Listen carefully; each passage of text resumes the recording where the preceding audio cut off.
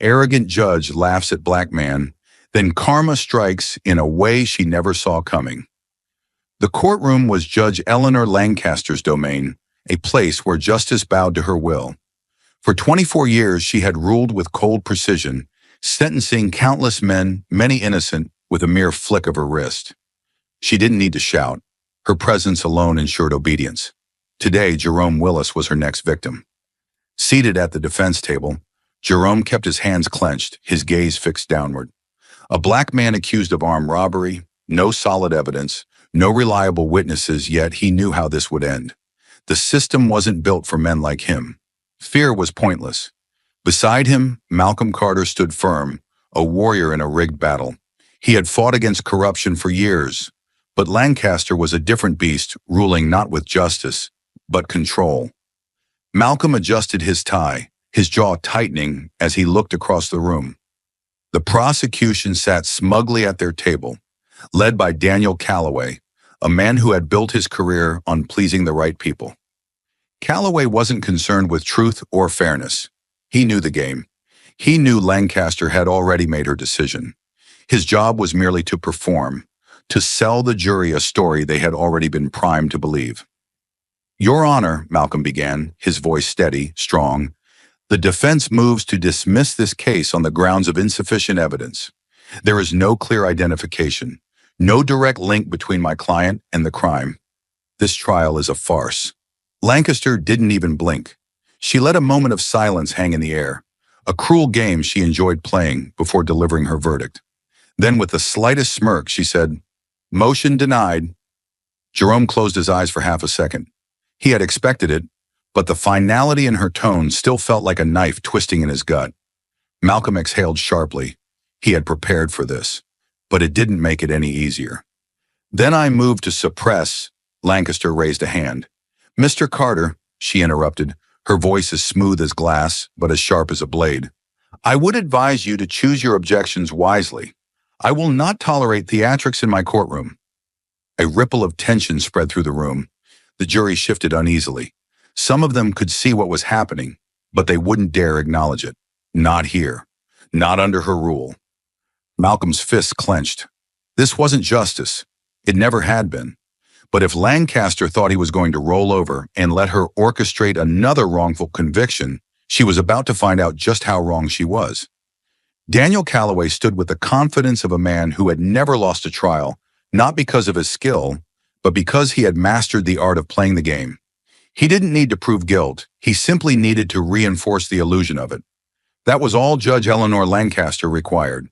As long as he delivered a clean performance, one that adhered to the narrative she had already decided, the verdict was assured. His posture was relaxed, his suit crisp, his expression polished into one of casual authority. He wasn't here to fight for justice. He was here to win. "Ladies and gentlemen of the jury," Calloway began, pacing smoothly in front of them, his tone the perfect balance of sincerity and control. "This is not a complicated case. The evidence is clear. The crime was committed, the suspect was identified, and now we are here to ensure that justice is served." He turned slightly, casting a glance at Malcolm Carter before settling his gaze back on the jurors. "The defense would have you believe otherwise. They want to cloud your judgment, distract you with technicalities, make you question what is obvious." Malcolm clenched his jaw but remained silent. He knew Lancaster wouldn't tolerate an interruption, not yet. Calloway was in his element, performing as if this were a well-rehearsed play, delivering lines designed to plant doubt and fear in the minds of the jury. Calloway gestured to the screen behind him. "This is the surveillance footage from the night of April 17th. The video began playing a grainy black and white recording from a convenience store's security camera. A figure, indistinct and blurred, moved across the screen. You can see the suspect entering the store. Notice the build, the posture. This matches the description given by our witness." He paused dramatically, letting the weight of his words settle. Malcolm leaned forward. "Objection, Your Honor. That is a vague assertion, not a fact. The footage is unclear, and there is no direct identification of my client." Lancaster barely looked up from her notes. "Overruled," she said with cool indifference. Malcolm exhaled slowly. He had expected that. He looked at the jury, searching for any flicker of uncertainty. any sign that someone in that box wasn't entirely convinced. He found a few shifting uncomfortably in their seats, but none dared meet his gaze. Calloway resumed as if nothing had happened. Now let's talk about our key witness. Mr. Jenkins, who was present at the scene, has testified that he saw a man fitting the defendant's description fleeing the store. He turned to the jury, his voice steady and reassuring. Of course, Mr. Jenkins is an honest, hard-working citizen. He had no reason to lie. He let the statement linger, then delivered the final blow. And what did he say? He said the suspect was a black male, medium build, wearing dark clothing. Malcolm's fist clenched beneath the table. Objection. That description could apply to thousands of men in this city. It is broad, unreliable, and lacks any definitive identification. Lancaster's gavel hit the bench with a sharp crack. Mr. Carter, I have already warned you about unnecessary objections. With all due respect, Your Honor, Malcolm pressed, his voice firm, the prosecution is presenting vague, uncorroborated testimony as irrefutable proof. Lancaster fixed him with a hard stare. And you will have your turn to cross-examine. Until then, sit down. Malcolm sat, but his frustration simmered just beneath the surface. He glanced at Jerome, whose face remained unreadable, though his knuckles were white from gripping the edge of the table. He had been through this before. He had seen this exact strategy play out time and time again. A faceless suspect, a weak identification, and a system willing to fill in the gaps with its own assumptions. Calloway continued, unfazed. We also have the defendant's location at the time of the crime. While Mr. Willis claims he was at home, there is no solid alibi to confirm this. His word against the evidence. He turned to the jury, his expression grave. And let's be honest, what kind of man runs when questioned by the police? Malcolm shot up. Objection. The prosecution is deliberately implying guilt based on my client's reaction to an unjustified arrest. Sustained, Lancaster said at last, though her tone carried little weight. Move on, Mr. Calloway. Malcolm exhaled, knowing it was only a minor victory. The seed had already been planted. He had seen it before: the subtle manipulation, the quiet reinforcement of stereotypes, the gentle push that led jurors down a preordained path. Calloway turned, his expression that of a man who had just been mildly inconvenienced. Let's focus on the facts then, he said smoothly. A crime was committed. A suspect matching the general description was identified. The defendant has no solid alibi. The surveillance footage places him at the scene. Malcolm shook his head. That is a gross misrepresentation. The footage places a figure at the scene, a figure that could be anyone. Lancaster let out a slow, deliberate sigh. Mr. Carter, this is your final warning. Malcolm sat back, his jaw clenched so tightly it ached. He turned slightly toward Jerome and whispered, They've already made up their minds. Jerome didn't look at him. He simply nodded, just barely, as if he had already known. Calloway stepped closer to the jury, lowering his voice to create an air of solemn importance.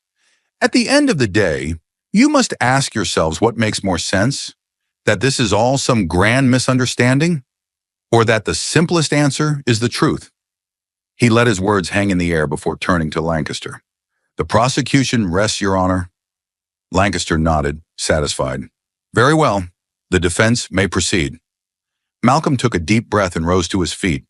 The weight of the entire courtroom pressed against him, but he had no intention of backing down. He walked to the center of the room, scanning the jury, measuring their reactions. He had one chance to cut through the narrative Calloway had so carefully spun. Let's talk about what just happened here, Malcolm began, his voice steady. You were just told a story designed to make you believe that an innocent man is guilty, without a single shred of real evidence. Calloway scoffed. Objection. Overruled, Lancaster said, though her expression darkened. Malcolm continued. You saw the surveillance footage. Did you see Jerome Willis in that video? You saw a shadow, a figure, a blurry shape that could be anyone. He took a slow step closer to the jury. You heard the witness testimony. Did he say it was Jerome Willis? He said it was a black man of medium build. How many men fit that description in this city? A few jurors shifted, their uncertainty growing. And finally, Malcolm said, his voice lowering slightly, You were told that Jerome running meant he was guilty. But let me ask you, if you were a black man in this country, stopped by police for a crime you didn't commit, knowing how these cases usually end, would you run? He let the question linger. Silence gripped the room. Malcolm turned to Lancaster. Your Honor, I move to dismiss this case on the grounds of insufficient evidence. Lancaster's fingers tightened around her gavel. Denied. Jerome Willis sat motionless, his hands clasped so tightly his knuckles turned white, his fingers pressing deep into his palms, as if trying to anchor himself to something, anything. But there was nothing left to hold on to.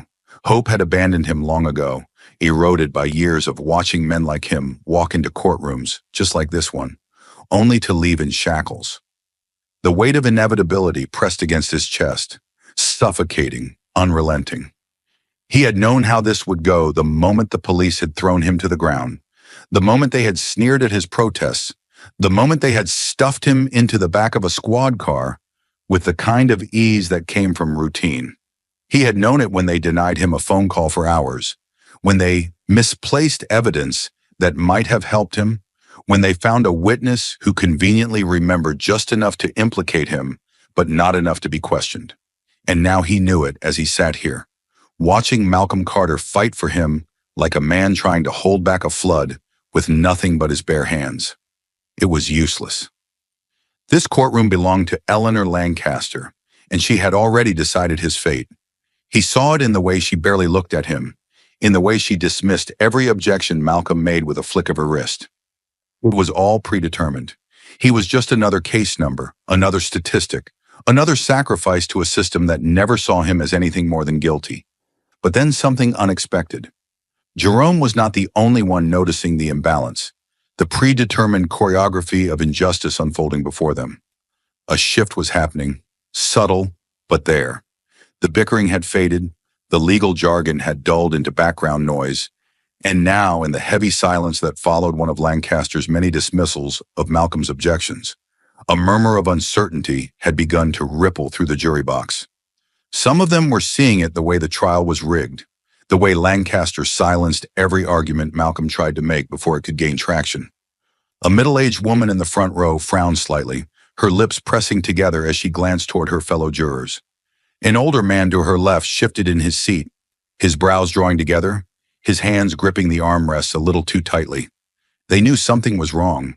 Maybe they had suspected it all along, but had convinced themselves otherwise. Maybe they had ignored the signs, lulled into complacency by the supposed sanctity of the courtroom. But now, with every ruling Lancaster made, with every unfair advantage she handed the prosecution, it was becoming harder to deny. And Lancaster saw it too. Her sharp eyes flicked toward the jury box, catching the hesitant glances, the barely perceptible shifts in posture. She recognized the warning signs of doubt, the tiny fractures forming in the facade of authority she had so carefully constructed, and she would not allow it. Her grip tightened around the gavel, her expression hardening. With a sudden, violent crack, she brought the wooden mallet down against the bench, the sound echoing like a gunshot through the chamber. The murmurs ceased instantly. Every head in the room snapped toward her. "This is a courtroom," she said, her voice carrying the cold finality of a verdict before a trial even began. Not a debate. The words, though measured, carried a sharp undercurrent of warning. Thinly veiled threat wrapped in professional indifference. The jury members stiffened. The tension in the air thickened, pressing down on them like an invisible weight. Whatever doubts had begun to form in their minds, whatever stirrings of unease had taken root, Lancaster had just issued a command. You will not question me. You will not interfere.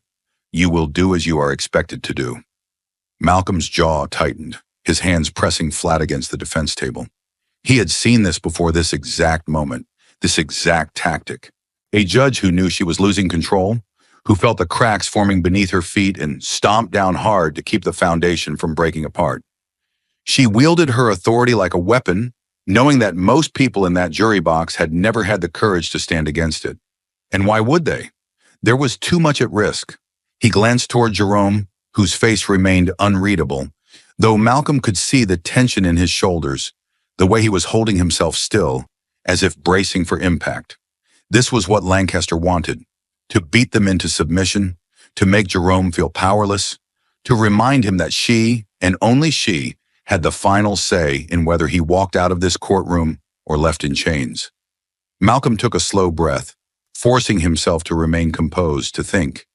He couldn't afford to react in anger. That was what Lancaster wanted.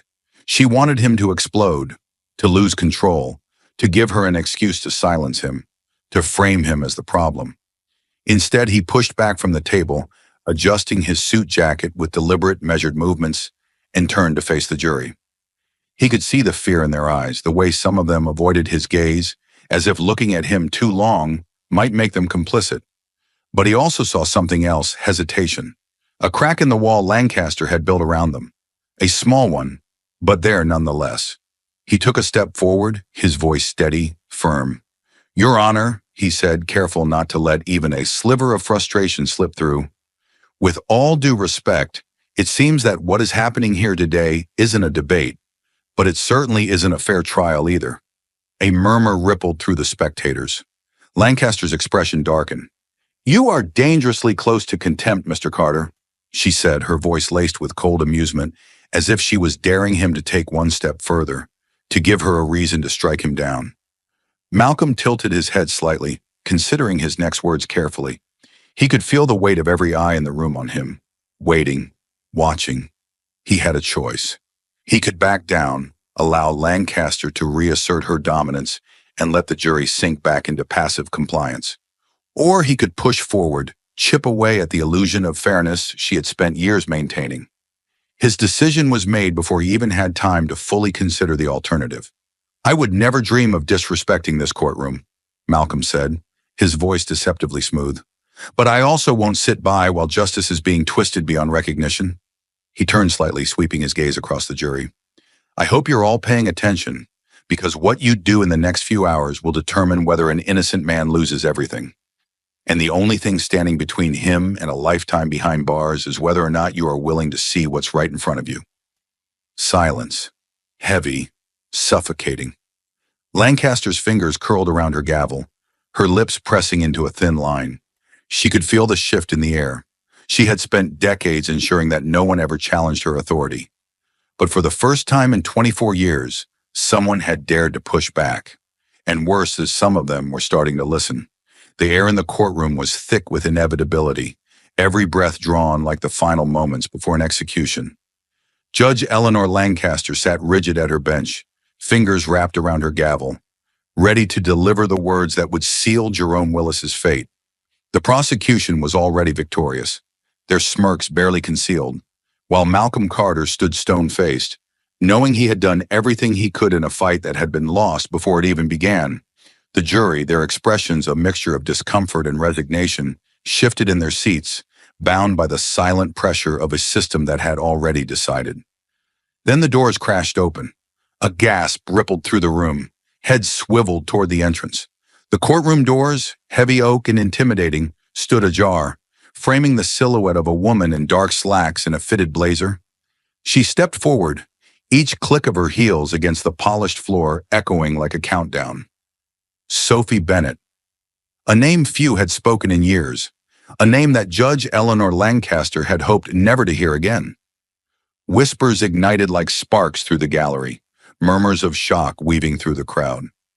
Malcolm's breath hitched, his sharp instincts snapping into focus. He had spent years trying to bring Lancaster down, but he had never expected this. Sophie Bennett had vanished 3 years ago, swallowed by the unknown, erased from the legal world without a trace. Yet here she was, walking into this courtroom at this moment. At the judge's bench, Lancaster's face drained of color. For the first time, the mask of absolute control cracked. Her fingers trembled against the wood, the gavel slipping slightly in her grasp. Her lips parted, but no words came. She was frozen. Malcolm saw it, the rare, undeniable flicker of fear. Sophie stopped at the center of the room, her presence a force that had shifted the entire balance of power. Her gaze locked onto Lancaster, unwavering, unshaken. "Your Honor," Malcolm broke the silence, his voice slicing through the tension. "It seems we have an unexpected guest." Lancaster's throat bobbed as she swallowed hard. This is highly irregular," she managed, though her voice wavered, betraying her. "This witness has no standing here." Sophie raised a single brow. "No standing?" she echoed, her voice calm but carrying an unmistakable weight. "I was your clerk for 10 years. You and I both know I have standing." The jury watched, their growing unease now fully cemented as suspicion. Malcolm took a step forward. "Why don't we hear what she has to say?" Lancaster's fingers clenched into fists. For the first time in 24 years, she was no longer in control. Malcolm Carter moved swiftly across the courtroom, his footsteps deliberate, each one echoing against the cold marble floor. The weight of the moment pressed down on the air, thick and suffocating. Every eye in the room was locked on Sophie Bennett, the woman who had disappeared 3 years ago and now stood in the heart of Lancaster's domain, ready to bring it all crumbling down. His voice cut through the tense silence, sharp and demanding. "Do you have evidence?" Sophie met his gaze without hesitation. There was no fear in her eyes, only a quiet certainty, the kind that came from knowing she was about to detonate a truth that could not be ignored. Slowly, methodically, she reached into her pocket. The movement was small, almost insignificant, yet the entire courtroom seemed to collectively hold its breath. Then from the depths of her blazer, she pulled out a small black USB drive. It was unremarkable in appearance, a simple device no bigger than a thumb, yet in that moment, it carried more weight than anything else in the room. She held it up between her fingers, letting the dim light catch its smooth surface, and for the first time, a crack of uncertainty flashed across Judge Eleanor Lancaster's face. The murmur that had been bubbling through the gallery erupted into a low roar, a ripple of realization spreading through the spectators, the jury, even the prosecution. Malcolm didn't move, didn't blink, didn't dare take his eyes off the tiny object that had just shifted the balance of power. Lancaster's reaction was immediate. Her fingers, which had been resting on her bench with calculated composure, curled into fists. A muscle in her jaw twitched. She had faced countless lawyers, defendants, and activists who had tried to challenge her authority, and she had crushed them all without breaking a sweat. But this was different. Her voice, when it finally came, was strained but controlled. "This is irrelevant."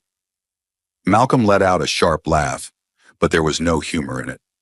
"Irrelevant?" He turned to face the jury, gesturing toward Sophie. "A witness just walked into this courtroom carrying potential proof of judicial misconduct, and your response is to dismiss it?" Sophie took a step forward, gripping the USB tighter. "This drive contains years' worth of case files, audio recordings, and transcripts documents proving that Judge Lancaster systematically manipulated verdicts, suppressed evidence, and condemned innocent people." Lancaster slammed her gavel down, her mask of control slipping further. "Enough!" But the authority in her voice no longer carried the weight it once did. Malcolm's voice was quiet, but unshakable. "No, Judge. I think this is just getting started." Malcolm Carter moved with the certainty of a man who knew the walls of power were finally crumbling. The USB felt cold in his palm, deceptively light for something that carried the weight of so many stolen lives. Every eye in the courtroom followed him as he crossed the room, his footsteps steady, deliberate, the anticipation thick enough to choke on. The prosecution watched him with barely concealed panic, the jury's expressions shifting from wary curiosity to something sharper, something dangerous doubt. He reached the court's audio system, inserted the drive, and tapped a button. The silence stretched, taut and uneasy, as the system processed the data. For a brief second, nothing happened. Then a voice filled the room, cold, unfeeling, absolute. "I don't care if they're guilty or not, as long as I get paid." The words slammed into the courtroom like a sledgehammer. A collective gasp rippled through the space, an almost physical reaction to the sheer audacity of what had just been said. There was no mistaking that voice. It was Lancaster. A tremor ran through the jury box. A woman in the front row covered her mouth with her hand. One of the men in the back, who had been sitting stiffly throughout the trial, suddenly leaned forward, as if needing to hear it again, as if his brain refused to process what his ears had just taken in. And then, another line. "The jury listens to me, The defense? Irrelevant. The verdict? Already decided. The murmur of shock turned into chaos. People in the gallery whispered furiously, heads whipping toward one another in disbelief. A man in the second row let out a bitter, humorless laugh, disbelief turning into anger. Someone else muttered, "My God." At the prosecution's table, Daniel Calloway had gone sheet white. His normally confident hands, so steady when delivering cutting arguments, trembled as they hovered uselessly over his legal pad. His pen slipped from his fingers, rolling across the desk. Forgotten. Malcolm watched it all unfold, but his gaze remained locked onto Lancaster. She had frozen.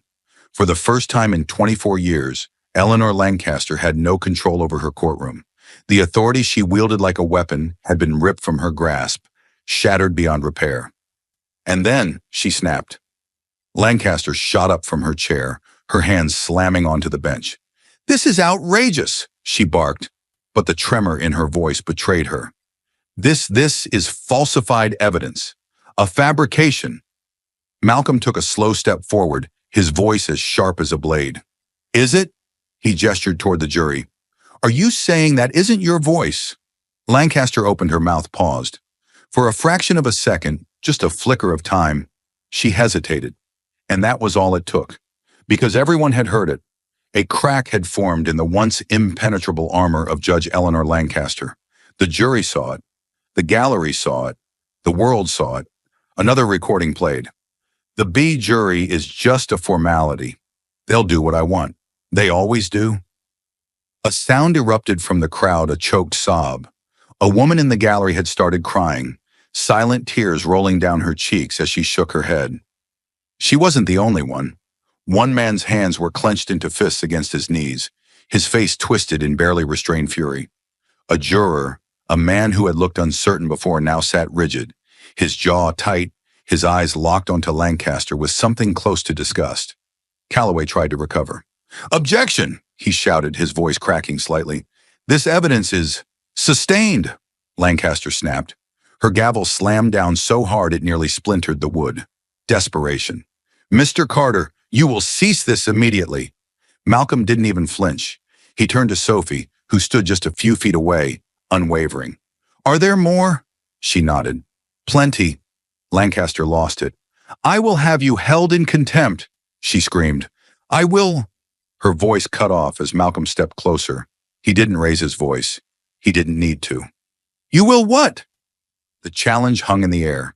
The courtroom was no longer hers. For the first time, Lancaster seemed to realize it. Her hands curled into fists, her breathing uneven. The jury had turned against her.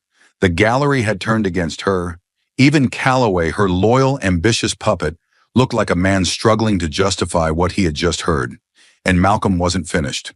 He reached for the laptop connected to the audio system and tapped a key. A final recording played. Lancaster's voice, colder than ever.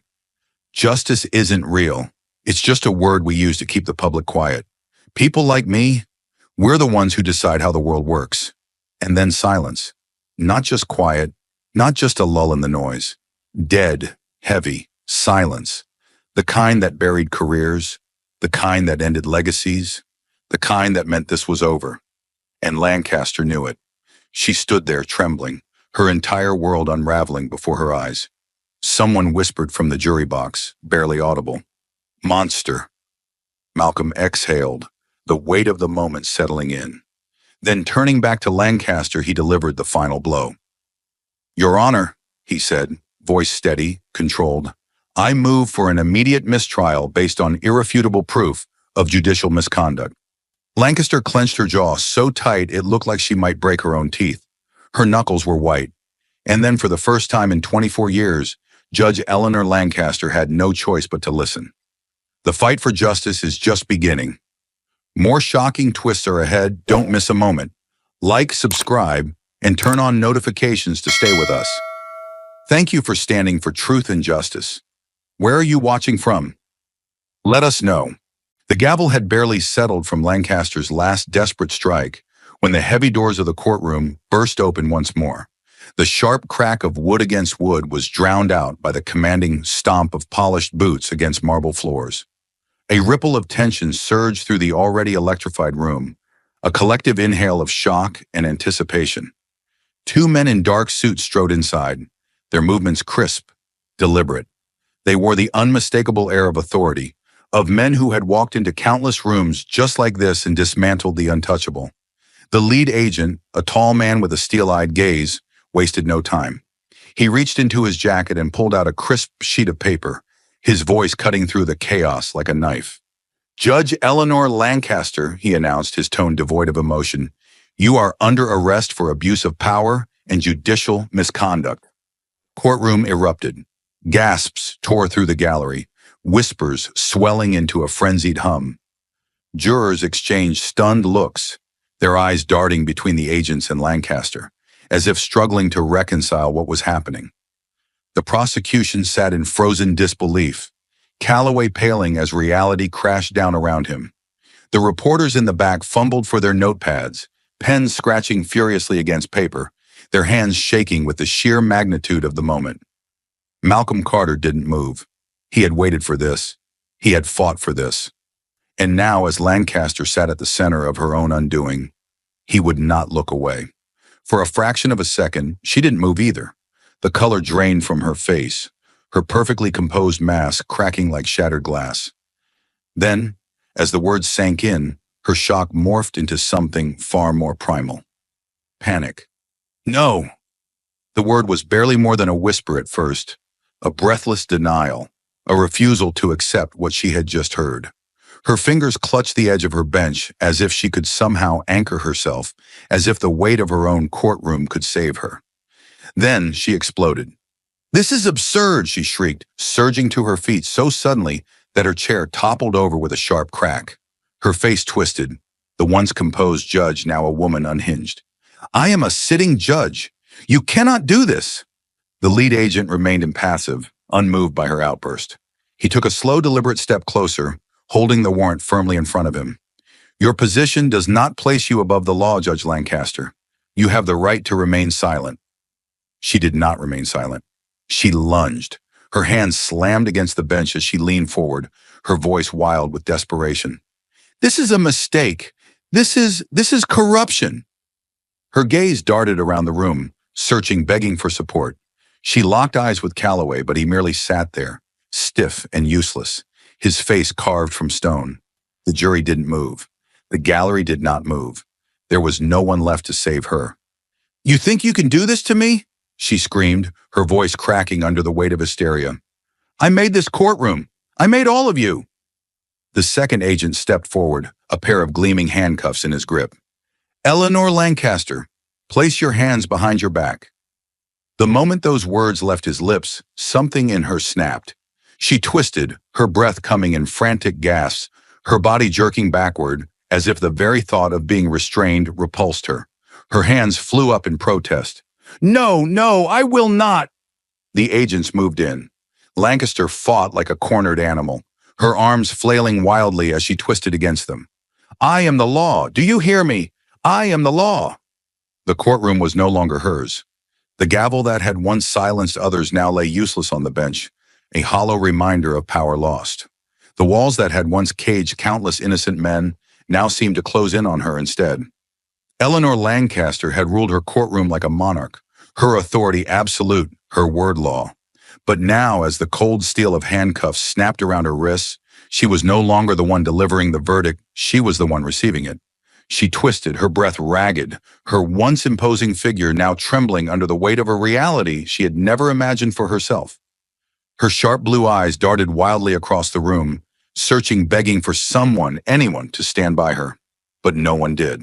Not the jury, who had sat through this trial with growing unease, now staring at her with expressions ranging from shock to quiet satisfaction. Not the spectators, some of whom had been victims of her ruthless rulings, who now whispered to each other in disbelief, their murmurs carrying the quiet hum of justice finally being served. Not even the police officers who had, for decades, followed her orders without question. They stood still, their hands resting at their sides, their gazes cast downward. None of them moved, none of them spoke. They would not protect her. And then there was Daniel Calloway, her most trusted ally, the man who had built his career under her wing, who had wielded the power she had granted him with arrogance and confidence. But now as she turned to him, demanding his support, she was met with nothing but silence. Calloway sat motionless, his usually composed face now pale, his hands folded tightly in his lap. He didn't meet her gaze. He didn't object. He didn't say a single word. Lancaster's breath hitched. A flicker of desperation crossed her face. Calloway, her voice once firm and commanding, was now cracked, almost pleading. You know this is a mistake. Say something. Do something. But Calloway didn't move. Instead, his jaw tightened, his fingers gripping the edge of the table. His career, his reputation, his entire future had been tied to Lancaster's power, and now that power was gone. He had seen the recordings, just like everyone else. He had heard her voice condemning herself, just like everyone else. And so, for the first time, he chose silence. Lancaster's chest rose and fell in quick, erratic breaths. Her world was disintegrating, crumbling around her, and no one, not the jury, not the police, not her prosecution, not even the walls of this courtroom she had once ruled so mercilessly would save her. She jerked against the cuffs, trying to shake them off as though sheer defiance could undo them. No, you cannot do this to me. I am Judge Eleanor Lancaster. The lead FBI agent remained expressionless as he finished securing the cuffs. Not anymore. The words hit harder than any verdict she had ever delivered. She struggled again, but the cuffs did not yield. They tightened. The cold steel bit into her skin, just as it had for the countless innocent men she had sentenced over the years. And then Malcolm Carter stepped forward. The room fell into an eerie stillness as he moved toward her, his presence no longer that of a lawyer standing before a judge, but of a man standing before a fallen tyrant. She looked at him then, and for the first time since the trial had begun, she looked afraid. Malcolm didn't gloat. He didn't smirk. He didn't revel in her downfall. Instead, he simply held her gaze, and then with quiet, unshakable certainty, he spoke the words that sealed her fate. It looks like justice has finally caught up with you. The courtroom, the same one that had once been Lancaster's domain, now belonged to the people, and justice, real justice, had finally arrived. The air in the courtroom was thick with an unbearable tension, a silence so heavy it felt like the room itself was holding its breath. Every pair of eyes was locked on the jury box, waiting, expecting, dreading. The chaos of the past few minutes, the stunning downfall of Judge Eleanor Lancaster, the explosive evidence, the shock waves of revelation had left the room trembling on the edge of something monumental. And now, it was time. The foreman of the jury, an older man with silvering hair and deep lines etched into his face, rose to his feet. His hands trembled slightly as he unfolded the verdict slip, the weight of what he was about to say pressing down on him. He took a breath, his voice steady despite the magnitude of the moment. In the case of the state of Alabama versus Jerome Willis, Jerome barely breathed. His hands, still bound by cold, unrelenting steel, were clenched into fists, his pulse thundering in his ears. He had spent so long preparing for the worst, so long resigning himself to a fate he had never deserved, that the possibility of another outcome felt impossible. The foreman's eyes flickered across the room, landing on Jerome for the briefest of moments before he spoke the words that changed everything. "We, the jury, find the defendant not guilty." The room exploded. A gasp rippled through the gallery, a collective exhale of shock, disbelief, and overwhelming emotion. Someone clapped a hand over their mouth, muffling a sob. A woman in the second row let out a broken, whispered, "Oh my God." Malcolm Carter's breath left him in a slow exhale, his fingers pressing into the table before him, as if grounding himself in the reality of what had just happened. He turned, searching for Jerome's reaction, but Jerome hadn't moved. He sat frozen, his entire body rigid, his expression unreadable. His lips barely parted, his chest unmoving, his eyes locked on the jury as if waiting for them to correct themselves, to say it had been a mistake, a cruel joke. It had to be a mistake. Not guilty. The words didn't fit. They didn't make sense. They had never been meant for men like him. He had walked into this courtroom expecting only one ending. He had seen it happen before, had watched as men who looked like him were railroaded into convictions they could never escape from. He had heard the final gavel strikes, the sentences that crushed lives, the verdicts that were never in doubt. But now they were saying something different. Jerome blinked, once, twice. Still, the words hung there. Not guilty. The sound of movement pulled him from his daze. A uniformed officer, one who had once dragged him into this room in chains, was stepping forward, a key in his hand. The officer hesitated for only a moment before reaching down, gripping the cuffs encircling Jerome's wrists. Jerome flinched. The officer paused. His grip softened just slightly, and then, with a sharp click, the cuffs fell away. For the first time in years, Jerome's wrists were free.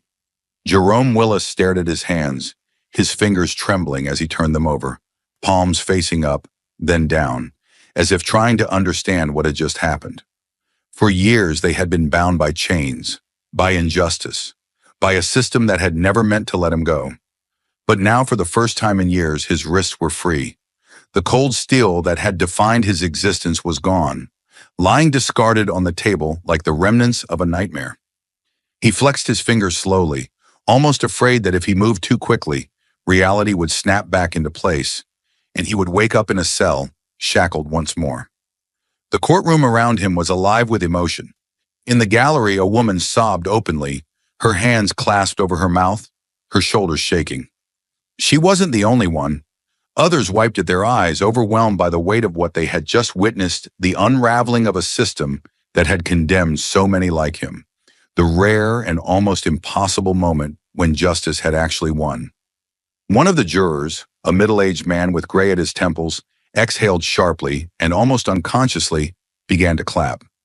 It was a hesitant sound at first, almost as if he wasn't sure whether he was allowed to break the heavy silence. Then, another juror joined him, then another.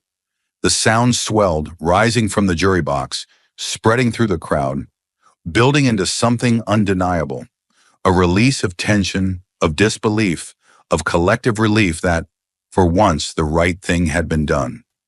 Jerome barely registered it. He could still hear the echo of the words that had shattered the reality he had come to accept. Not guilty. The phrase rang in his head, over and over, like a bell tolling in the distance, growing louder with each passing second.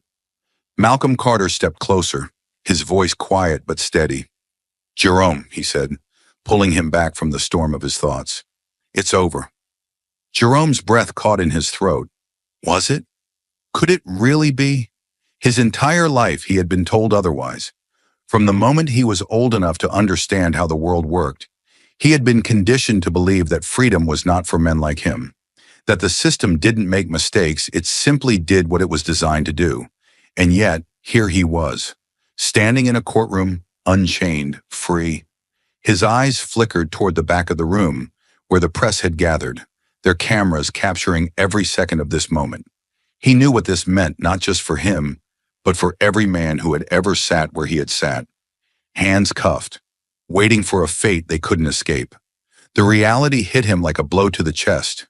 His legs suddenly felt weak, as if they might give out beneath him. He stumbled slightly, his breath coming in short, uneven bursts. Malcolm's hand was there, firm on his shoulder, grounding him. Jerome squeezed his eyes shut for a moment, trying to force himself to believe this was real. When he opened them again, he let out a slow, shaky breath. I don't know what to do." His voice was raw, hoarse from hours of silence, from years of swallowing down his pain. I never thought this day would come." Malcolm's grip tightened slightly. "Then take your time," he said. "You don't have to figure it all out right now. Just know this, you're free." The words hit Jerome like a tidal wave, drowning him in a reality he had never dared to hope for. He looked down at his hands again. They were his now, no longer claimed by the state, no longer bound. For the first time in years, he lifted them, not in surrender, not in defense, not in restraint, but in freedom. Thank you for watching until this moment and for standing with us on this journey for justice. Your support means everything. Like, subscribe, and turn on notifications so you never miss what's next. And we'd love to hear your thoughts. Leave a comment below and let us know what moved you most in this story. Together, our voices make a difference. Malcolm Carter stood in the center of the courtroom, his broad shoulders squared, his gaze sweeping across the room. The air was thick with something beyond tension, a reckoning. The weight of the moment pressed against everyone present, but Malcolm was not here for celebration. Not yet. The murmurs of disbelief and relief that had rippled through the room moments earlier began to settle, replaced by something else: expectation. Every eye turned toward him, waiting, watching. Even the press, their cameras still flashing, their pens scratching furiously across their notepads, felt at the pull of the moment, the need for something more. Malcolm took a breath, slow and measured, his voice low but resonant. "Don't pretend this is the first time this has happened." The words struck like a hammer against glass, shattering any illusions that might have lingered in the minds of those who wanted to believe this trial had been an anomaly, a mistake corrected, an isolated incident. He took a step forward, his voice unwavering. "And don't pretend it won't happen again." The truth in those words hung in the air, undeniable. The jury, the spectators, even the officers standing at the edges of the room, they knew. They had seen it before. The rushed convictions, the missing evidence. The jurors steered toward a verdict before a case had even begun. The lawyers, like Malcolm, who fought against a system designed to beat them down. The men like Jerome, who were guilty the moment they walked into a courtroom, guilty before they even had a chance to speak. Malcolm let the silence stretch, let the weight of it settle in every chest, in every conscience. Then with quiet intensity, he spoke again. Jerome Willis walked into this courtroom an innocent man. He let his words sink in, his gaze flickering to the jury, the prosecution, the press.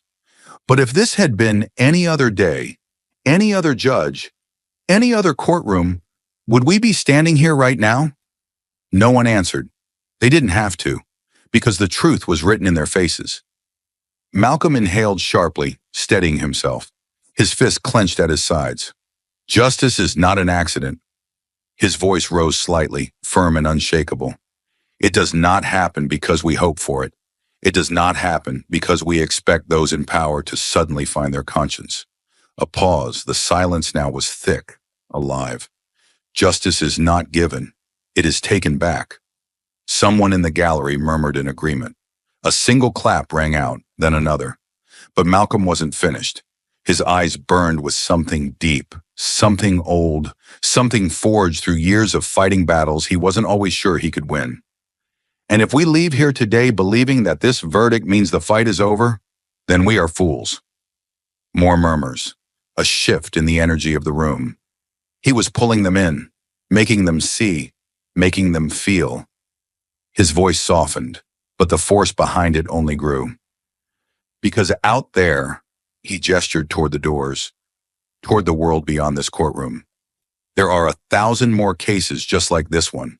There are 1,000 more men just like Jerome, sitting, waiting, wondering if anyone will speak for them." A tightness gripped his chest, because he knew their faces. He had sat across from them in holding cells, seen the exhaustion in their eyes, the resignation in their slumped shoulders. He had seen them bury hope before their cases had even begun. And today they were watching, through news cameras, through headlines, through whispers in holding cells where men like Jerome sat, praying for a miracle. Malcolm's jaw tightened. "So what are we going to do?" The question wasn't rhetorical. It wasn't meant to linger and fade. It was a demand, a challenge, a call to fight. And this time, when the gallery responded, it wasn't just a murmur. It was a roar.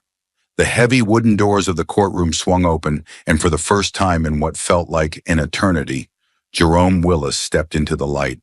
The sun struck his face, warm and blinding, so different from the cold fluorescent bulbs that had illuminated every moment of his captivity.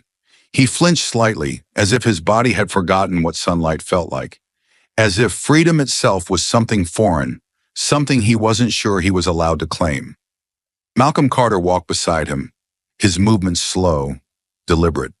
The tension of the trial, of the fight, of the war they had waged inside that courtroom still clung to him. But out here, with the city stretching before them, it felt lighter. Not gone, never gone, but lighter. Jerome exhaled, his breath shaky. His feet touched the pavement like they didn't belong there, like the ground might suddenly shift and pull him back into the abyss. He had walked out of courthouses before, but always in shackles, always knowing another cell waited for him. But not today. Today he was free. Behind them, the murmurs of the courtroom hadn't fully faded. The weight of what had happened in that room still lingered in the air. Reporters whispered frantically into microphones. Their voices barely contained excitement as they relayed the unbelievable: a black man had walked into Judge Eleanor Lancaster's courtroom, accused of a crime, and he had walked out innocent. But Malcolm knew better than to let the moment fool him. He turned back, looking over his shoulder at the courtroom, at the people who still stood inside. Some watching him, some still too stunned to move. The jury, the spectators, the officers who had once followed Lancaster's every command. They were changed now. They had seen something they could not unsee. They had heard something they could not unhear. And they knew. They knew. But knowing wasn't enough. So Malcolm squared his shoulders, let his gaze sweep across them one last time, and spoke, his voice strong, unwavering. This fight isn't over. A hush fell over those still inside, their faces lifting toward him as if drawn by something they couldn't ignore. Justice doesn't come easy, and it doesn't come often. He took a step forward, making sure they understood. Today we clawed back a small piece of it, but one man's freedom doesn't mean the system is fixed. One verdict doesn't erase what we all know is still happening. His words landed like thunder, undeniable, unforgiving. Out there, right now, there are more men like Jerome sitting in cells, waiting for trials that aren't fair, waiting for juries that have already made up their minds, waiting for judges who see them as nothing more than a case number. The weight of it settled on their faces, their shoulders.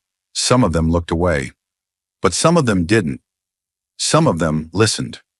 Malcolm's voice softened, but it did not waver. We can't pretend this was a victory, not yet. He looked at the faces before him, searching for something in them: conviction, anger, the spark of something that might turn into action. Then he turned back toward Jerome, the man who had just walked free but still carried the scars of his sentence. The sun bathed them both, golden and unwavering. Malcolm let out a slow breath. But today we took the first step, and with that, they stepped into the world that had almost forgotten them. But this time the world was watching. The story of Jerome Willis, Malcolm Carter, and Judge Eleanor Lancaster goes far beyond a simple courtroom drama. At its core, it is a powerful reflection on justice, prejudice, corruption, and the relentless human struggle against injustice. It serves not just as entertainment, but as a profound human lesson, resonating deeply in a world where the ideals of justice are often compromised by systemic bias, unchecked power, and societal apathy. Firstly, this narrative reveals the destructive force of racial prejudice and bias. Jerome Willis, a black man unjustly accused of armed robbery, embodies countless individuals worldwide who have been unfairly targeted, judged, and condemned based solely on their race or identity. His case painfully illustrates the harsh reality many face: the assumption of guilt based not on evidence, but on deeply rooted stereotypes and prejudice. Society often unknowingly perpetuates this vicious cycle, silently endorsing injustice through passive acceptance or willful ignorance. Jerome's plight reminds us vividly that true justice cannot coexist with racial or cultural prejudice. We are compelled through his suffering to acknowledge our collective responsibility to dismantle stereotypes and challenge the prejudices deeply embedded in our institutions. Judge Eleanor Lancaster symbolizes the peril inherent in absolute power without accountability. Lancaster's decades-long reign of manipulation and corruption vividly demonstrates how unchecked authority can corrupt even the most revered positions of public trust. Her courtroom, once a sanctuary for justice, became a stage for exploitation, abuse of power, and personal gain. Lancaster believed she was untouchable, that the system existed to serve her interests. However, her ultimate downfall reminds us poignantly that power without accountability inevitably leads to moral decay. It serves as a stark warning: unchecked authority not only harms individuals, but also erodes public trust in the very institutions meant to safeguard justice and fairness. The character of Malcolm Carter stands as a powerful testament to resilience, courage, and the moral obligation to fight injustice. Malcolm represents the unwavering force of those who dare to stand against systemic oppression, even when the odds appear insurmountable. His relentless determination to defend Jerome Willis, despite knowing the deck was stacked against him, demonstrates the essential nature of perseverance in the pursuit of justice. Malcolm embodies the belief that one voice, firm and resolute, can ignite change. His courage challenges us to recognize our duty as individuals to advocate fiercely for justice, even when the world seems indifferent or hostile. Malcolm's example reinforces the idea that justice does not occur passively, it must be actively and courageously pursued. Through Jerome's profound personal struggle, the audience is confronted with the harsh reality of systemic injustice. Jerome had lived under the shadow of suspicion, knowing his freedom depended not on his actions, but on the biases of a broken system. His disbelief upon hearing the verdict of innocence speaks volumes about the crushing weight of perpetual injustice. His story is not merely a triumph, but a bitter reminder of how normalized injustice has become. Jerome's journey from hopelessness to liberation emphasizes that true justice means confronting uncomfortable truths about society's failures. It highlights the importance of empathy, understanding, and collective accountability in rectifying systemic flaws. The emotional climax of the story, where the jury declares Jerome not guilty, underscores a crucial message. Justice, though often delayed, can prevail. The spontaneous reaction from the gallery, the tears, applause, and visible relief, captures the collective yearning for fairness inherent in every community. It signifies a communal awakening, a moment when people recognize not only Jerome's innocence, but the countless injustices perpetrated before him. This moment compels audiences to consider their own roles in perpetuating or challenging injustice. It is a powerful call to action, reminding everyone that silence and complacency are complicity in injustice. Malcolm's final address to the courtroom encapsulates the story's deepest message. Justice is not something freely given. It is something we must reclaim. This assertion drives home the idea that passive acceptance will never dismantle unjust systems. True justice requires vigilance, courage, and continuous action. Malcolm's words resonate as a call to collective responsibility, urging individuals to confront injustice actively, not just within legal frameworks, but also within societal attitudes and behaviors. His statement emphasizes that justice is not static. It is dynamic, constantly fought for, continuously defended, and vigilantly preserved. In the final scenes, Jerome and Malcolm step outside into the sunlight, symbolizing hope, renewal, and the possibility of change. Yet Malcolm's parting words caution that the struggle is far from over. His assertion that the battle isn't finished reminds us that systemic change requires ongoing effort and vigilance. Each victory, while significant, is merely one step on a long road toward true equity and fairness. The story does not end with Jerome's acquittal. It challenges audiences to remain committed to the pursuit of justice beyond individual cases. Ultimately, this story teaches a profound human lesson. Our shared humanity demands an unwavering commitment to justice, accountability, and equality. It exposes uncomfortable truths about societal biases and the misuse of power, while offering a compelling vision of resilience, hope, and change. It urges us to recognize injustice, empathize with those who suffer under it, and take meaningful action to correct systemic wrongs. In reflecting upon Jerome's trial, audiences understand that justice is more than just a verdict. It is the very foundation upon which trust, dignity, and societal harmony rest. This narrative powerfully conveys that a system failing even one individual fails us all. Jerome's story underscores the vital truth that society's strength depends not on the power of its institutions, but on its willingness to protect its most vulnerable members. In conclusion, Jerome Willis's trial, Malcolm Carter's courageous fight, and Eleanor Lancaster's downfall collectively remind us of humanity's shared obligation to actively pursue justice, confront biases, and hold power accountable. They emphasize the critical importance of empathy, courage, and vigilance in preserving the integrity of justice. Through their intertwined stories, we are reminded that the fight for justice is continuous and demanding, yet profoundly necessary. Justice is not merely a lofty ideal, it is a vital human right that must be protected, pursued, and reclaimed by us all. This story is more than just an account of one man's fight for justice, it's a call to action for all of us. Jerome Willis's battle represents countless individuals facing similar injustice worldwide. We cannot remain passive observers when the fundamental rights of our fellow human beings are at stake. It's not enough to acknowledge injustice. We must actively challenge it wherever we see it, be it in our courts, communities, or conversations. We must educate ourselves and others, confronting biases, prejudices, and stereotypes that underpin systemic inequality. Engage with your community, attend public forums, support legal reform efforts, and speak up against injustice when you encounter it. Support those who tirelessly advocate for change, lawyers, activists, and organizations dedicated to dismantling unfair practices in our justice system. Your voice, your vote, and your involvement have the power to shape a fairer world. Participate actively in democracy, holding leaders and institutions accountable. Volunteer with organizations that fight wrongful convictions, racism, and systemic bias. Remember, silence and inaction fuel injustice. Your involvement can break the chains of prejudice and oppression. Most importantly, remain vigilant. Justice requires continuous effort, it is never guaranteed. Today's victory, as powerful as it is, represents only a small step. Let this moment inspire you to act, advocate, and educate.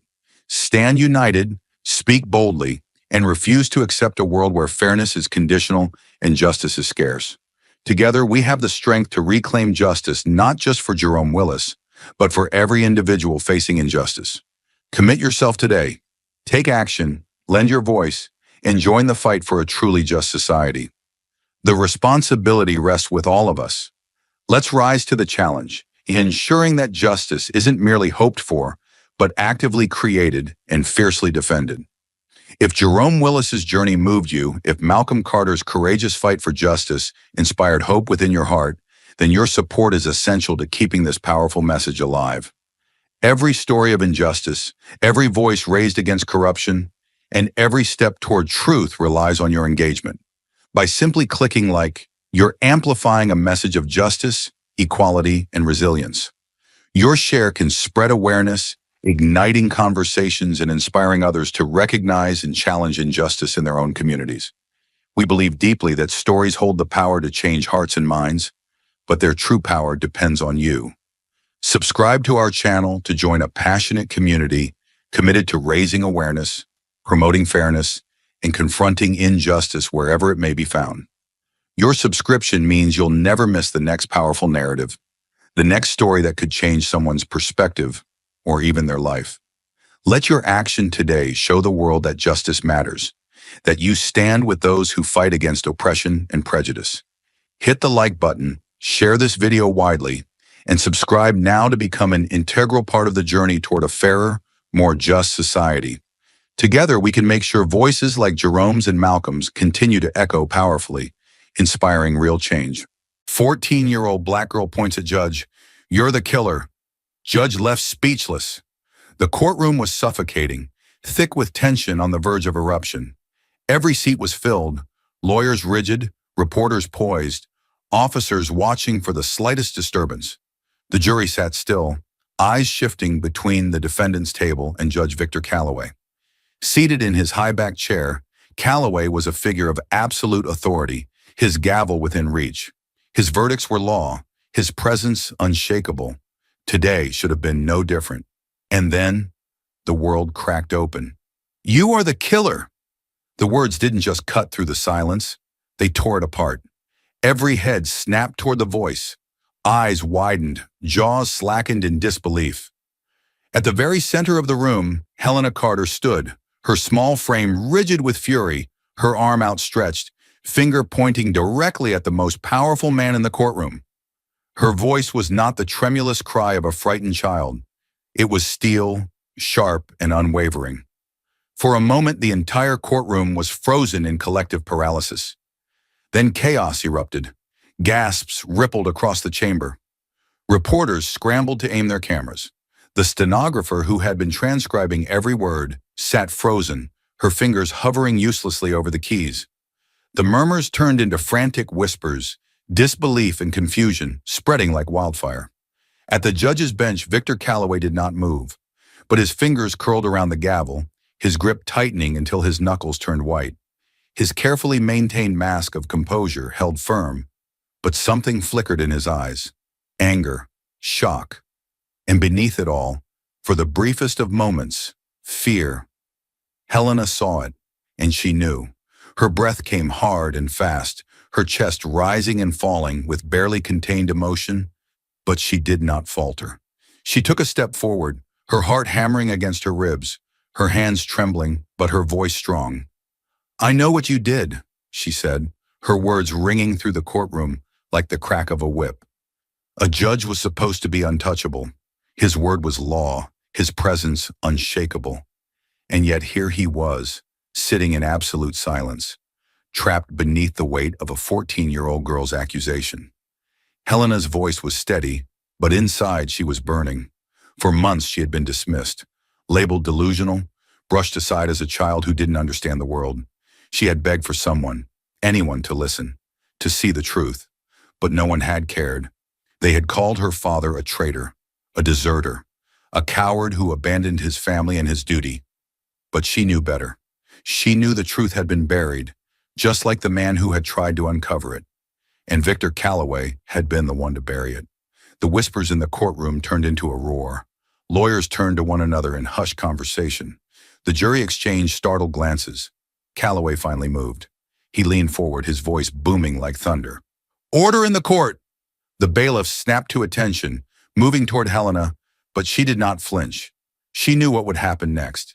They would silence her. They would remove her from the courtroom. They would make sure her words were forgotten. But not this time. She had made them listen. It started long before today, before the accusations, before the betrayal, before the world turned its back on her family, before her father vanished. Helena Carter had never doubted that her father was a good man. To her, Detective Ethan Carter was more than just a cop. He was a warrior against corruption, a man who refused to compromise his principles no matter the cost. He didn't wear his badge as a symbol of power, but as a responsibility, a promise to protect those who couldn't protect themselves. He wasn't the kind of father who just existed in the background. He was present. He was the one who taught her how to ride a bike, how to stand up for herself when kids at school picked on her, how to never back down from what was right even when it was hard. He taught her how to question things, how to look past the surface and search for the truth. "Justice isn't about who holds the most power, Helena," he would say. "It's about who's willing to fight for what's right, even when no one else will." She believed him. She lived by his words. And she thought, no, she knew, that as long as he was there, nothing could ever touch them. She was wrong. It started like any other night. He had kissed her goodnight, ruffled her hair, and told her he'd see her in the morning. But morning came, and he didn't. The first few hours were filled with confusion. Maybe he had been held up at work. Maybe there was a case that had required his attention. But as the hours stretched into a full day, then another, the uncertainty turned into something heavier, something darker. Then came the call. The department claimed he had abandoned his post, walked away. No sign of struggle, no distress call, no explanation. He had simply vanished. Helena didn't believe it, not for a second. But it didn't matter what she believed. The media seized the story like vultures descending on a carcass. Decorated detective disappears, corruption scandal unfolds. Ethan Carter, a hero or a traitor. They painted him as a coward, a disgraced officer who ran when things got too messy. Someone who had seen something he shouldn't have and chosen to save himself instead of standing his ground. The police didn't look for him. They didn't even pretend to. As far as they were concerned, his story was closed. His name was already being erased from their records, his commendation stripped, his years of service reduced to nothing. And just like that, the world turned its back on the Carter family. The people he had protected, The ones he had risked his life for wanted nothing to do with them now. It started with whispers. At the grocery store, at school, even walking down the street. People stared. They averted their eyes, but not before she caught the judgment in them, the silent condemnation. Then came the avoidance. Her teachers no longer called on her in class. Friends who had once spent every weekend at her house suddenly stopped answering her messages. Then, the outright hostility. One night, someone spray-painted "coward" in thick red letters across their front door. She still remembered standing there, staring at it, her fingers clenched into fists so tight her nails cut into her palms. Her father wasn't a coward, but trying to convince the world of that was like screaming into a void. She had gone to the police, demanding they reopen the case, pleading with them to keep looking. They wouldn't. "Your father made his choice, Helena," one officer had told her, his voice laced with false sympathy. "Sometimes people aren't who we think they are." She wanted to scream at him, wanted to shove the truth down his throat until he had no choice but to listen. But it wouldn't have mattered. The truth didn't matter to them. The lie was easier. So they let it stand. And just like that, she was alone.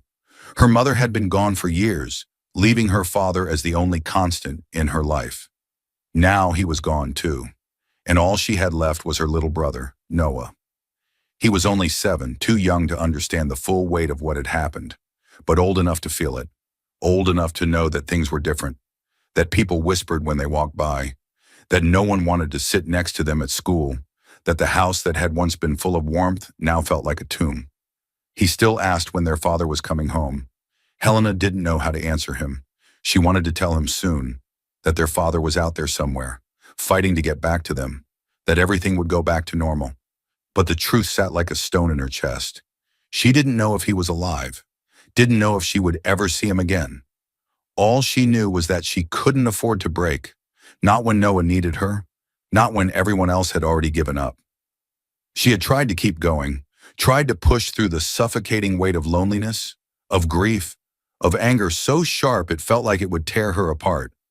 But the world wouldn't let her forget. At school, the whispers had turned into open hostility. A boy in her class had laughed in her face one day and said, "Guess running away runs in the family." She had punched him so hard she broke his nose. She got suspended for it. The boy got a lecture about being more sensitive. That was when she realized they would never be on her side. No one would. If she wanted justice, she would have to find it herself.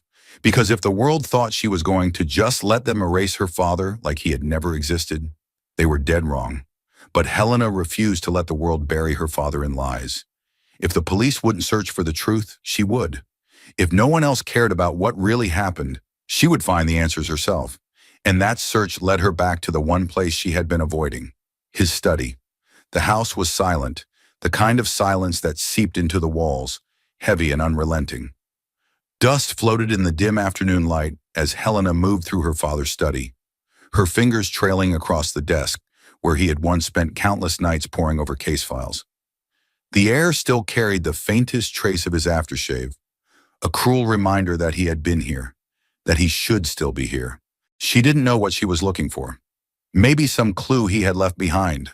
Something, anything to prove that the story they had spun about him was a lie. That he hadn't abandoned them, that he hadn't run. The room had been searched before. The police had torn through it, leaving books and papers scattered in their wake. But they had been looking for confirmation, not answers. They wanted to close the case, not solve it. Helena had spent weeks avoiding this room, unwilling to face the emptiness her father had left behind. But now, standing in the middle of it, she refused to leave with nothing. Her fingers brushed against the floor, where the wooden boards met at an uneven angle, a detail she had never noticed before. She hesitated, then pressed down. The board shifted beneath her touch. Her pulse spiked. Slowly, carefully, she pried it open. Beneath the floor, wedged tightly in the dark space, was a folder, thin but worn, hidden. Helena's hands shook as she pulled it out. She flipped it open, expecting, what? Letters? Old case files? Anything but what she actually found. Inside were dozens of notes, newspaper clippings, and official reports, meticulously compiled. Some pages were scrawled with her father's handwriting, underlined, circled, marked in frantic red ink. Her breath caught as her eyes darted across the words, trying to make sense of what she was looking at. And then she saw it. One name, repeated, burned into the pages. Victor Calloway. The name Victor Calloway burned in Helena's mind like a brand, an undeniable truth that refused to be ignored. The papers in her trembling hands painted a picture far darker than she had imagined. Calloway was not the untouchable beacon of justice the world believed him to be. He was something far worse. A man who had twisted the very foundation of the legal system into a tool of control, a weapon wielded against those who stood in his way. The cases laid out before her told a story no courtroom transcript ever would. People who had dared to challenge Calloway, to expose the corruption festering beneath his carefully crafted image, had disappeared. Not overnight, not in ways that raised immediate suspicion, but they had been erased, slowly, methodically. Some were branded criminals, their reputations destroyed by planted evidence, false accusations, in trials where the verdict had been decided long before they even stepped into the courtroom. Others simply vanished, lost to the shadows, their names whispered only in fleeting moments before being forgotten entirely. Her father had been one of them. Helena's pulse pounded as she traced the notes in his handwriting, each line a desperate attempt to piece together something too big, too monstrous to comprehend. Her father had been on the verge of exposing Calloway. He had seen the pattern, the connections, the disappearances. He must have known what it meant, that he was putting a target on his own back. And yet he hadn't stopped. He had fought until the moment he was silenced. The weight of it was suffocating. How many lives had been shattered because of this man? How many families torn apart? And yet Calloway still sat on his high-backed chair, delivering verdicts with the cold certainty of a man who had never known consequences. The world still saw him as a hero. The deeper Helena dug, the clearer the danger became. She had uncovered something she was never meant to see. Secrets buried beneath layers of power and deception. But the moment she thought she was getting closer to the truth, she realized she wasn't the only one watching. The house was supposed to be empty. Helena knew every creaking floorboard, every subtle shift of air, every sound that the old walls made when settling into the silence of the night. But as she stepped into the dimly lit hallway, something felt wrong. It wasn't just the lingering unease from reading her father's notes, from discovering that Victor Calloway wasn't just a judge, but an executioner, or from realizing that her father's disappearance had been orchestrated, not accidental. No, this was different. This was immediate. This was present. She hesitated, her breath catching in her throat. The front door was still locked. The windows remained shut, their curtains drawn tight. But something was off. The air felt disturbed, like someone had been here, like someone had stood in this very space just moments before she entered. Her eyes swept over the living room. Nothing out of place. The coffee table was exactly how she had left it. The blanket on the couch still folded, her father's old police mug resting where it always did. But then she saw the door, her bedroom door. It was open. She knew for a fact she had closed it before going downstairs. A slow, icy wave of dread crawled up her spine, the kind that made her feel like the walls had eyes, like the darkness itself was breathing. Her fingers curled into fists, her heartbeat hammering in her ears as she forced herself forward, step by step, toward the open door. The hallway stretched endlessly, the shadows pressing in on her, the silence turning unbearable. Her fingertips brushed against the wooden frame as she reached for the switch, but then she saw it. A single piece of white paper, taped to the mirror. The words were scrawled in thick, bold strokes, sharp and deliberate. "Stop digging!" Helena's breath hitched. The paper wasn't there before. She felt her chest tighten, her stomach twist into a knot so tight she thought she might choke on the fear crawling up her throat. Someone had been in her house. Not hours ago, not sometime in the past week. Recently, maybe minutes ago. Maybe while she was downstairs. Her fingers trembled as she reached out, peeling the note from the glass. The ink was still fresh, smudging slightly beneath her touch. Her lungs burned as she forced herself to breathe. This was a warning, a direct message. Someone knew she was getting too close. Someone was watching her, her father's study, the hidden files, the name Victor Calloway scrawled in frantic red ink. Someone had been waiting for her to find them, and now they wanted her to stop. She clenched her jaw, forcing down the panic threatening to consume her. Fear was what they wanted. Whoever had left this note, whoever had stepped into her home without a single trace, without making a sound, they wanted her scared, but she wasn't going to stop. Helena knew she couldn't do this alone. She needed someone who understood what her father had been up against, someone who had been in the fight before. The diner was nearly empty, save for a few tired patrons nursing their coffee under the dim, flickering neon lights. The scent of burnt toast and stale grease lingered in the air, mixing with the low hum of a jukebox playing a tune no one was really listening to. Helena pushed open the glass door, the bell above it jingling softly as she stepped inside. Her heart pounded, her breath steady but controlled. This was the only lead she had left. She spotted him immediately. Daniel Reeves. He sat in the farthest booth, back against the wall, his broad shoulders hunched slightly under a worn leather jacket. He stirred his coffee absently, gaze fixed on the tabletop, but Helena knew better than to think he wasn't aware of everything happening around him. Former FBI, former ally of her father, and as far as she knew, the last person who might still give a damn about the truth. Helena walked toward him, her boots scuffing against the tiled floor. She didn't wait for an invitation. She slid into the seat across from him and leveled her gaze at him. Reeves barely glanced up. "You shouldn't be here." His voice was rough, edged with exhaustion and something colder, something broken. "I didn't come for your permission." That made him look at her. His eyes, deep-set and sharp despite the years that had worn him down, studied her for a long moment, measuring, calculating. Then he sighed, setting his spoon down with a quiet clink. "Go home, kid." Helena clenched her fists under the table. She had expected resistance, but she didn't have time for this. "They came into my house." She kept her voice even, but the fury behind it was unmistakable. "They left a message. Stop digging." Reeves didn't flinch, but something in his expression hardened.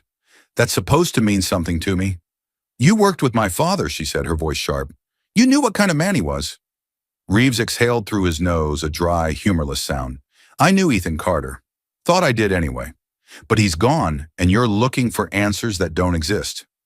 Helena slammed a folder onto the table. The sound cut through the quiet murmur of the diner, turning a few heads before people quickly looked away. Reeves didn't touch it. Helena leaned in, her voice low, steady, unrelenting. "He was investigating Judge Calloway," she said. "He had proof of corruption, evidence that Calloway was silencing people who got in his way. And then he disappeared." Reeves said nothing. Helena opened the folder, flipping through pages, notes written in her father's familiar handwriting. Calloway's name circled, underlined, and another scrawled like a final warning, Alexander Blackwood. She watched Reeves carefully, his jaw tightened, barely perceptible, but she saw it. "You know that name," she pressed. Reeves leaned back, his fingers tapping lightly against the table. For a long moment he didn't speak.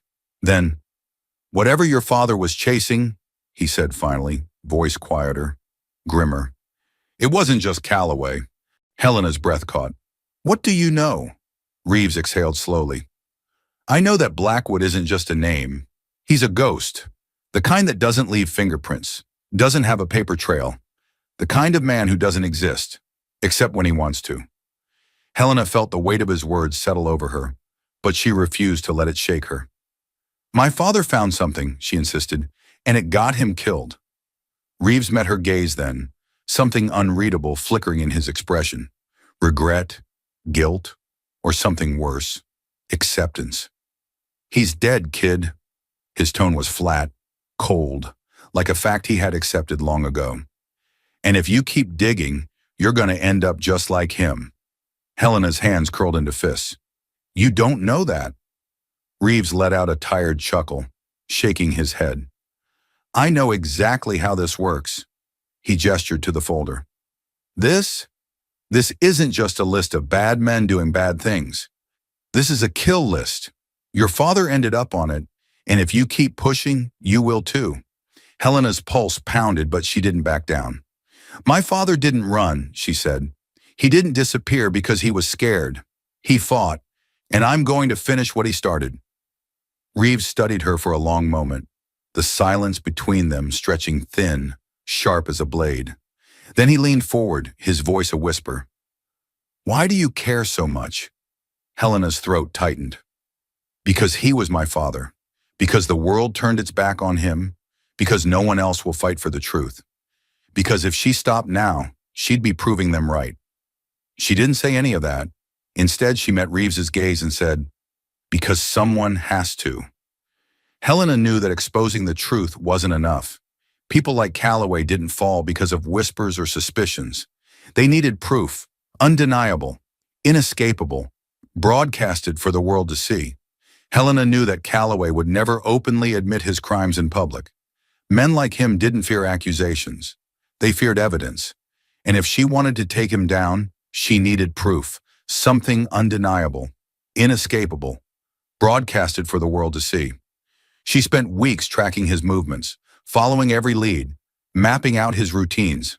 Then she found it, the perfect moment.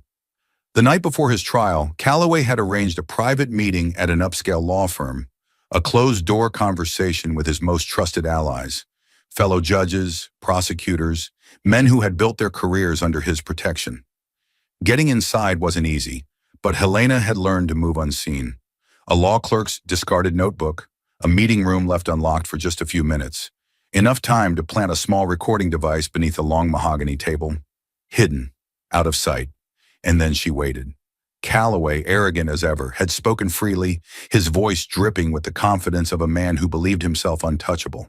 Justice doesn't exist, not the way people think it does. The system belongs to those who know how to use it. That's why your father disappeared. That's why I will never see the inside of a cell. Helena had everything she needed.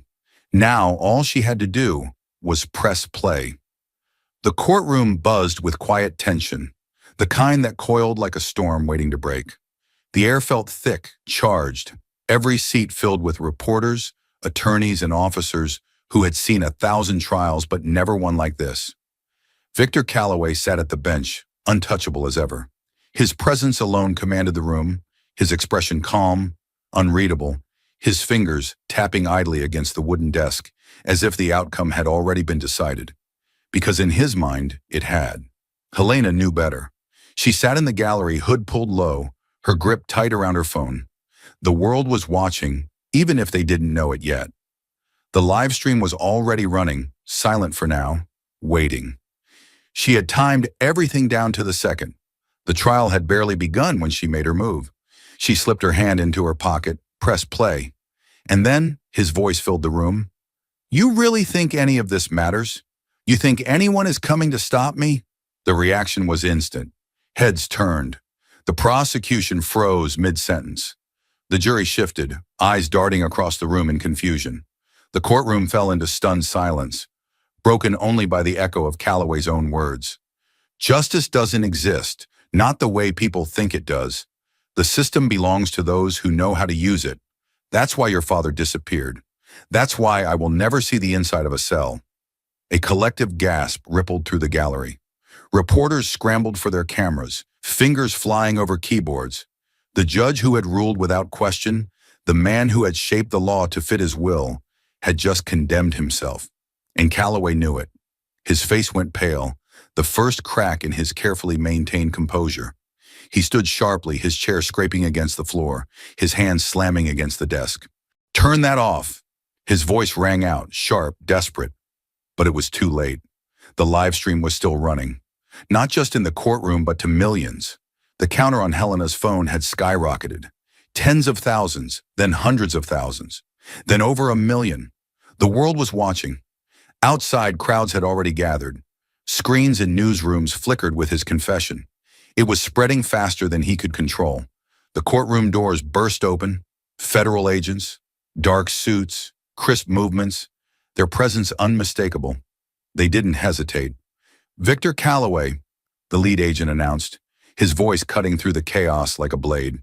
You are under arrest for conspiracy, obstruction of justice, and collusion in multiple criminal enterprises. For the first time in his life, Calloway had no control. "No," he snarled, his face twisting in fury. "You can't do this." But the cuffs snapped around his wrists. Helena exhaled, watching as they dragged him from his throne. And outside, the world burned with the truth. The fight for justice is just beginning. More shocking twists are ahead. Don't miss a moment. Like, subscribe, and turn on notifications to stay with us.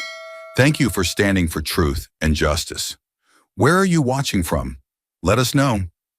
The city was alive with neon and shadows, streets slick with rain, reflecting the harsh glow of streetlights. It should have been quiet at this hour, but quiet was a luxury Helena no longer had. The moment she and Reeves had left the courthouse, the hunt had begun. At first it was just a feeling, a presence. A car that took the same turns as them, headlights too steady, too intentional. Reeves had noticed it too. He didn't say anything at first, just tightened his grip on the wheel, his jaw locking as he flicked a glance at the rearview mirror. Then the second car appeared, and the third. Helena's stomach twisted. "They're boxing us in." "Yeah," Reeves muttered. His voice was calm, but the kind of calm that came before a storm. The kind of calm that knew what was coming next. A moment later, the lead car's headlights flared. Then, movement. The SUV behind them suddenly surged forward, ramming into their bumper. The impact sent them lurching forward, the tires screeching against the wet asphalt. Helena's hands flew to the dashboard, heart hammering. "Son of a—" Reeves snarled, yanking the wheel, forcing the car to steady. Another hit, harder this time. Helena whipped around, catching a glimpse of the driver behind them, a faceless silhouette, eyes hidden behind tinted glass. No hesitation, no humanity. Just a job to finish. Reeves gritted his teeth. "Hold on!" And then, he hit the gas. The engine roared as they shot forward, weaving through the traffic, dodging between late-night taxis and oblivious drivers. The SUVs followed without hesitation, matching them move for move. A red light loomed ahead. "Reeves! Not stopping!" The car barreled through the intersection, horns blaring, brakes shrieking as cars swerved out of the way. One of the SUVs wasn't so lucky. A semi-truck slammed into its side with a sickening crunch, metal folding like paper. But the others kept coming.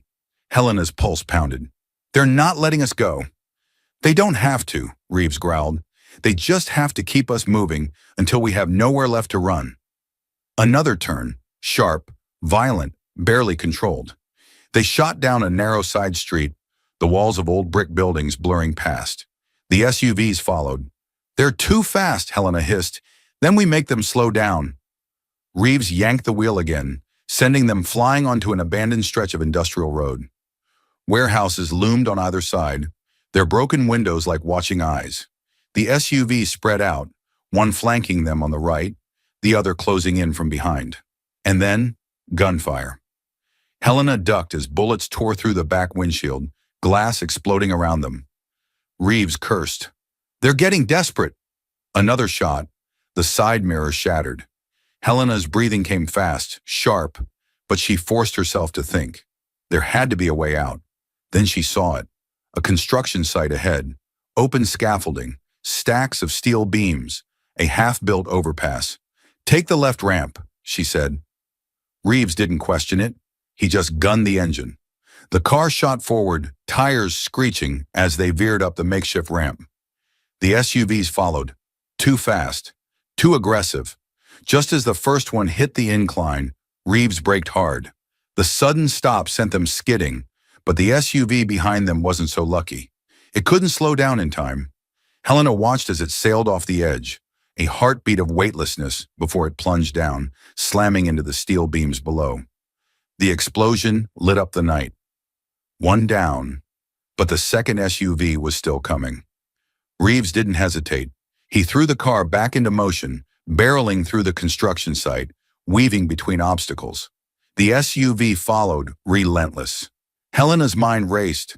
They needed an edge. Then she spotted it, a stack of concrete barriers, barely stable, teetering on the edge of collapse. She turned to Reeves. "Get us close." His eyes flicked to the same spot. Understanding. Without a word, he adjusted course. The SUV behind them didn't realize what was happening until it was too late. As soon as they passed the stack, Helena slammed her foot against the base of the nearest barrier. The force was enough. The entire stack collapsed in a crashing wave of debris, just as the SUV drove straight into it. A second impact, a second explosion of metal and dust. Then, silence. Only the hum of the engine, the distant wail of sirens. The tires screamed against the pavement as Reeves wrenched the wheel, the car jerking violently to the left. Too late. Helena's stomach lurched as the black SUVs cut across the intersection ahead, blocking the road like an iron gate. A trap. The headlights bore down on them, blinding, their engines growling like predators circling wounded prey. Reeves slammed the brakes. The car skidded to a halt just inches from the blockade. For a heartbeat, there was silence. Then, movement. The SUV doors swung open in perfect synchronization. Black suits, black boots, guns. Helena's pulse pounded. This wasn't the police. This wasn't a warning. This was an execution. Reeves exhaled slowly, knuckles white around the steering wheel. Stay low. Helena didn't need to be told twice. She ducked just as the first gunshot shattered the windshield. Glass exploded in every direction. Reeves cursed, throwing the car into reverse. But the moment they started moving, another SUV slid in behind them. Trapped. Another shot, this time, tearing through the passenger side mirror. Helena's breath came fast, sharp, adrenaline flooding her veins. There was no time to think, only to act. Reeves reached for his gun. Helena grabbed the laptop. If they took them alive, it was over. Then, a voice, smooth, controlled, dangerous. Get out of the car. Helena didn't recognize it, but Reeves did. His jaw clenched. His grip on the gun tightened. Blackwood, he muttered. The name sent a chill down Helena's spine. Blackwood was here. The man who had erased her father. The man who owned men like Calloway. The man who had sent those SUVs after them, like hounds on a hunt. Reeves met her eyes. A silent conversation. This was bad. Helena swallowed hard. They had one chance. Then the voice came again. Last warning. More footsteps. More shadows closing in. Helena gritted her teeth. She wasn't dying here. Not like this. The night was suffocatingly still. The only sounds were the distant hum of traffic and the quiet clicks of guns being readied. Helena and Reeves were trapped. The SUVs blocked every escape route, their black frames blending into the darkness, forming an unbreakable wall of steel and power. Armed men surrounded them, their faces unreadable behind the dim glow of the streetlights. And then, he stepped forward. Alexander Blackwood. Tall, impeccably dressed, composed in a way that made it clear. This wasn't a man who ever lost. His presence alone sent a chill through Helena's veins. This was the man who had erased her father, the man who owned men like Calloway, the man who had spent years turning the justice system into his personal chessboard. And tonight, he was here for her. Blackwood exhaled softly, as if mildly amused by the entire situation. His sharp blue eyes studied her for a moment before shifting to Reeves. Then, he pulled out a gun. In one fluid motion, he raised it and pressed the barrel against Reeves' temple. Helena's breath hitched. Reeves didn't flinch. Let's not waste time, Blackwood said, his voice smooth, unhurried. Give me everything you have, the files, the recordings, all of it. Or, he pressed the gun harder against Reeves' skull. You watch him die. Silence. Helena's fingers curled into fists, her heartbeat hammering against her ribs. She had known this moment would come. Blackwood was too powerful, too meticulous to let things slip through his fingers. But knowing it and facing it were two different things. Reeves, still unmoving, let out a dry chuckle. You think threatening me changes anything? Blackwood arched a brow, his lips curving into something dangerously close to a smirk. It's not you I expect to break. His gaze slid back to Helena. You, however, he studied her, his head tilting slightly. You're different. You're not like your father. Helena's stomach twisted. You still believe in justice? Blackwood continued, his tone almost conversational. You still think the truth wins in the end. But let me tell you something, Miss Carter. His expression darkened, his voice dropping just enough to send ice through her veins. Truth doesn't matter. Power does. Her hands trembled, not with fear, with fury. You killed my father, she said, her voice low but steady. Blackwood didn't blink. Your father dug too deep. He forgot his place, and now, so have you. He cocked the gun. Last chance, give me the files. Helena forced herself to breathe, to think. There had to be a way out, but time was running out. Reeves met her eyes, a silent message. Don't give in. Helena clenched her jaw. Then, she made her move. The pressure of the gun against Reeves's temple hadn't wavered, his finger resting just lightly enough on the trigger to make it clear. He was in control. The night, the city, the entire system bent to his will, and there wasn't a damn thing anyone could do about it. Give me the files, he repeated, his voice perfectly calm. Helena didn't blink. Instead, she smiled. It wasn't the reaction Blackwood expected. Slowly, deliberately, she tilted her head, her expression unreadable. You should check your phone. A flicker of confusion crossed his face. Then, his phone buzzed. Once, twice, then again, and again, and again. Notifications flooding in, vibrating against the silence like an alarm growing louder with every second. Blackwood frowned. With one hand, he reached into his coat pocket and pulled out his phone, his grip still firm on the gun pressed against Reeves. He glanced at the screen. Blackwood's hand tensed around the gun, his finger hovering over the trigger. But for the first time in his life, he wasn't the one in control. The glow from his phone screen illuminated his face, casting harsh shadows over his sharp features. His own words, his own confession, were playing back at him. Helena watched as his eyes flicked across the screen, absorbing the impossible reality. The live stream was still running. Millions were watching. Millions of people had just heard him admit the truth.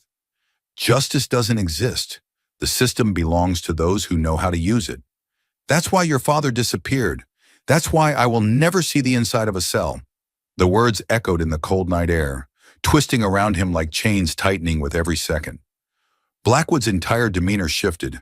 The confidence, the indifference. It all drained from his face, replaced by something Helena had never expected to see in him. Uncertainty. His men, the shadows in black suits who had flanked him with unwavering loyalty, were shifting now, stealing glances at their own phones. The ones who had come here to kill, to make sure Helena and Reeves never walked away from this. They had just realized the world was watching them too. Helena stood still, barely daring to breathe. She knew what this moment meant. Blackwood wasn't the kind of man who panicked. He didn't make mistakes. But this was something he had never planned for. The system he had built, the empire he controlled, was built on silence, on fear, on people too afraid to speak out, too powerless to fight back. But now his crimes were no longer whispers in the dark. They were exposed, broadcasted, unstoppable. The gun in his hand remained steady, still pressed against Reeves's skull. But Helena saw the flicker of hesitation, the way his grip had shifted ever so slightly. He was losing control, and he knew it. For a moment, no one moved. Then, his phone vibrated again. More notifications. Hundreds of thousands of comments flooding in, moving too fast to read. His name, Alexander Blackwood, was already trending. And just behind it, number Justice for Ethan Carter. Helena almost smiled. Blackwood's breathing had slowed, his mind racing behind those piercing eyes. He was calculating, trying to find a way out, trying to find a way to twist this in his favor. But there was none. Not this time. Looks like the world's finally paying attention, Helena said, her voice calm, steady. She took a single step forward, holding his gaze. She wasn't afraid anymore. Blackwood slowly lifted his gaze from the phone, his expression unreadable. But something cold, something dark, flickered behind his eyes. This changes nothing, he said. His voice was quiet, controlled. But there was an edge to it now, a crack in the armor.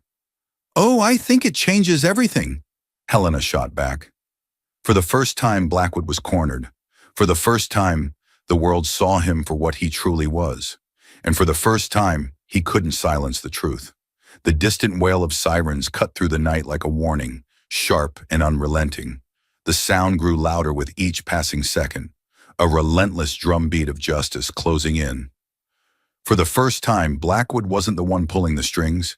Helena could see it in his eyes, the cold, calculating stare of a man who had never lost, never been outplayed, until now.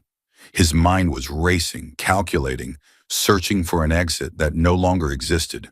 But there was no way out. Not this time. The glow of his phone screen still reflected on his face, the never-ending flood of comments, headlines, and messages moving too fast to track. His name, Alexander Blackwood, was no longer a symbol of power.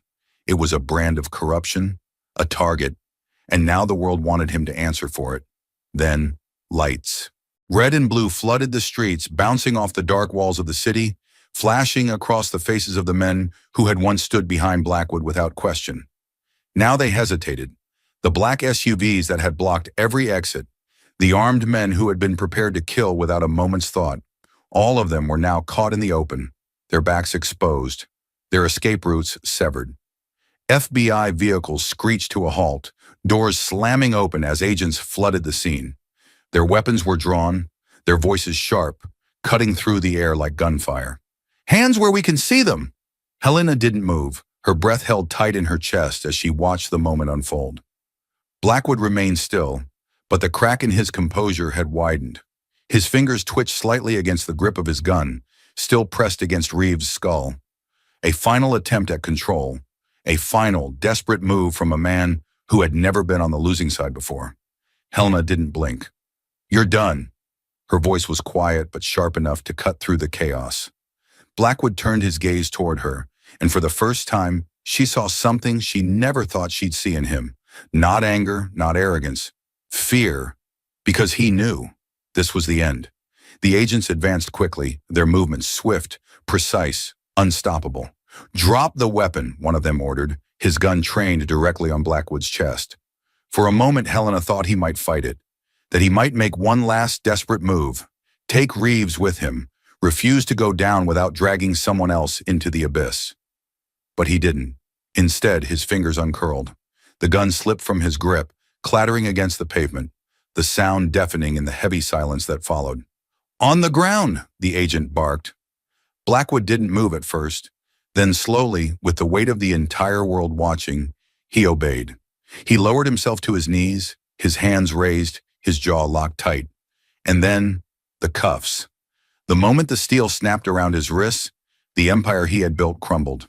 Helena exhaled, her chest burning from the weight of everything leading to this moment. It was over. The flash of cameras erupted like a lightning storm, reporters pressing against barricades, their voices a chaotic blur of questions, accusations, demands. But there was only one thing that mattered now. Blackwood was finished, and for the first time in her life, Helena Carter had won. Thank you for watching until this moment, and for standing with us on this journey for justice. Your support means everything. Like, subscribe, and turn on notifications so you never miss what's next. And we'd love to hear your thoughts. Leave a comment below and let us know what moved you most in this story. Together, our voices make a difference. Helena stood on the porch of her small apartment building, the night air cool against her skin, even though her body burned with the heat of everything that had happened. She had watched Alexander Blackwood, the man who had destroyed her father's life, dragged away in handcuffs under the relentless flash of cameras, and she had felt a fierce, brutal satisfaction until the emptiness returned. Justice had come for Blackwood, but justice had not brought her father back. The streets beyond her door were silent except for distant sirens and the low hum of city life, as if the world had moved on while she remained frozen in the moment that changed everything. Weeks passed and the public celebrated the fall of Blackwood's empire as if it were the final chapter of a story. Headlines proclaimed victory, commentators praised law enforcement, and social media exploded with hashtags of triumph. But Helena knew the truth behind the headlines. Her father was still missing, his body never recovered, his fate unresolved. No obituary, no memorial service, only silence. The same system that had torn her father from her life had delivered retribution, but it had not repaired the injustice done to him or to her family. Every morning she woke to the hollow ache of absence. Every evening she returned home to an apartment that felt too large and too empty. Her little brother Noah had been placed in foster care until Helena could prove stability. She visited him on weekends, watching his wide eyes follow her through the visitor room glass, his small hands pressed to the window as though trying to hold on to something he could not grasp.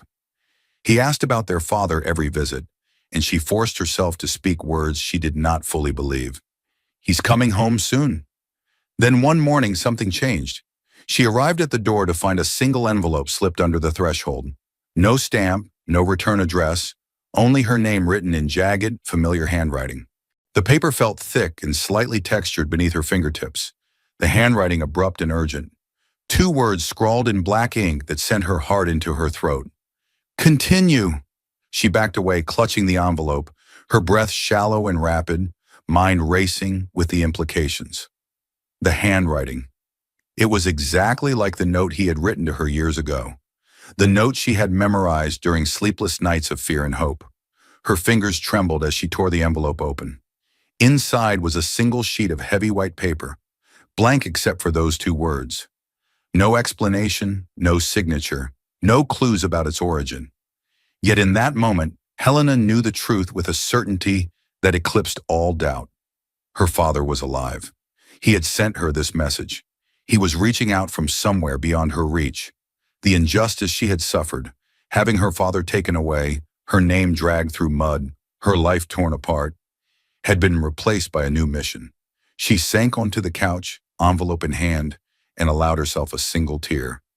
It was a tear for the father who had vanished, for the justice delayed, for the innocence stolen. But it was also a tear for the promise now reignited within her, a promise to continue, to fight, to uncover the truth no matter how deep it was buried. She would not allow her father's legacy to be swallowed by silence. She would not let his voice be forgotten. Helena spent the next hours pacing the small living room, the envelope's crisp edges cutting into her palms like shards of truth. She replayed every moment since her father's disappearance, each injustice stacked one upon the other like stones in a monument to cruelty. The system had spat him out, labeled him a traitor, then swallowed him whole without remorse. It had left her mother dead, her brother alone, and her own life shattered. But now she held proof that he was not gone, that he was still alive somewhere, watching and waiting for her to understand. She opened her laptop and pulled up her father's last encrypted files, scanning them with renewed intensity. Names jumped out at her, contacts he had met, locations he had visited, cryptic annotations in the margins of legal briefs. She copied every file to a secure drive and encrypted it again, tucking the drive into her jacket pocket as if it were armor. Her phone buzzed. A text from Reeves. "Have you seen it? Call me." She pressed the call button. "Reeves," she said, voice raw but determined. "I saw the letter. I thought I'd be happy for you, but this changes everything." "It has to," Helena replied. "He's alive, Reeves. He's alive and he wants me to keep going." "Meet me tomorrow at dawn. We'll go over everything," he said, and she hung up. Morning came too quickly. She dressed in dark layers, checked her pockets, and left her apartment quietly. Reeves was waiting in a nondescript rental car, engine idling. He handed her a thermos of coffee and said, "Your father's last known location was the archives building downtown. I dug up security logs. He entered 3 days before he vanished, but never exited." Helena nodded. "Let's go." The archives building loomed ahead, its brick facade scarred by time. Inside, dust motes danced in shafts of light. Helena climbed a staircase to the top floor, where she found a leather-bound journal wedged between ledgers.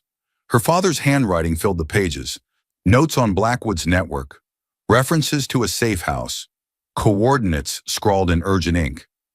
The final entry read, "If you find this, know that I'm still alive. I'm fighting to stay free. Trust no one. Continue." Tears blurred her vision. She clutched the journal as Reeves found her. "He's alive," she whispered. Reeves placed a steady hand on her shoulder. "Then we follow his path. Together." They rented a secure apartment and assembled a small team of trusted allies. Whiteboards filled with connections and timelines tracked Blackwood's empire. Helena pored over her father's journal nightly, each revelation fueling her resolve. She visited Noah on weekends, assuring him their father would return. One stormy evening, Reeves looked up and said, "We're ready. We have enough evidence to dismantle the network. Where do we start?" Helena stood holding the journal like a sacred text. "We start with him and finish what he began." Lightning flashed outside, illuminating her determined silhouette. The fight was far from over, but Helena Carter would not be silenced. Helena stepped out onto her rooftop balcony as the city settled into uneasy slumber. The night sky stretched above her like a vast, indifferent witness. Below, distant sirens wailed, punctuating the hush with reminders that life went on in the streets, even though the fight she had waged for so long had only just begun. Blackwood was behind bars, a spectacle for cameras and headlines, but Helena knew the victory was superficial. The arrest of one man did not uproot decades of rot baked into the very foundations of power. Judges who had rubber-stamped his lies still wore their robes. Prosecutors who had looked the other way still walked free. Politicians and corporate executives who profited from his corruption remained untouched, their hands cleansed by wealth and influence. The system that had swallowed her father whole remained intact, ready to swallow anyone else who dared speak the truth. Above her, the sky was a bruised tapestry of midnight blue and smoky clouds lit by the glow of distant streetlights. Stars peeked through in scattered pinpricks of cold fire, uncaring and eternal. Helena drew a slow breath, the night air sharp and damp against her lungs. She thought of her father, his voice echoing in her memory, telling her that justice was not a gift handed down from the powerful, but a burden carried by those brave enough to shoulder it. She thought of the countless, faceless victims whose lives had been shattered by a system built to protect the few at the expense of the many. She thought of Noah waiting in a foster home, deserving of a father she had yet to find. Her hands tightened around the railing as rage and grief coiled within her like a living thing. Blackwood's downfall was a spark, but the inferno of change had not yet ignited. There were still hidden cells of influence ready to snuff out anyone foolish enough to challenge them. There were still judges on the bench taking bribes, law enforcement officers accepting payoffs, elected officials swapping favors in backroom deals. The network was sprawling, decentralized, woven so deeply into the city's fabric that pulling one thread risked unraveling lives, including her own. Helena closed her eyes and let herself feel the weight of it all. She had fought to expose Blackwood's crimes and had won that battle. But the war raged on. Tomorrow she would gather Reeves and the few allies she could trust to pore over her father's journal and Blackwood's hidden files, identifying targets and mapping connections. They would leak evidence to the press, stage public hearings, bring lawsuits and testify under oath. They would refuse to back down in the face of threats. They would refuse to be silenced by violence or intimidation. She opened her eyes to the horizon, where the first blush of dawn threatened the darkness.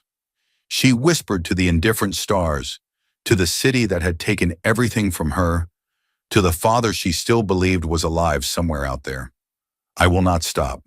The words were a vow etched in steel, a promise that echoed off the surrounding buildings and ricocheted into the night. She was alone on the rooftop, but not powerless. Blackwood's empire might have reached deep, but truth was a force he had underestimated, and Helena Carter embodied that truth. The injustice she had endured fueled her, sharpened her purpose, and steeled her resolve. The system was broken, but it could be broken open, and she would be the one to pry it apart, piece by piece, until no corner of corruption remained unexposed. With one final glance at the sky, at the indifferent stars that would watch her fight unfold, Helena turned from the railing. Her path was clear, her mission unyielding. The night surrendered to dawn, but the battle for justice blazed on, and she would walk into it unafraid. And as the flashbulbs of the media faded behind her, Helena turned her gaze toward the vast night sky, where the real battle was only just beginning. Helena Carter stood on the rooftop as the city below slumbered under a blanket of fog and sodium streetlights, the cold wind whipping her hair across her face like a warning. The world had celebrated Alexander Blackwood's arrest as though it were the final act of justice, a tidy conclusion to a sordid tale of corruption, but Helena knew that celebration was premature.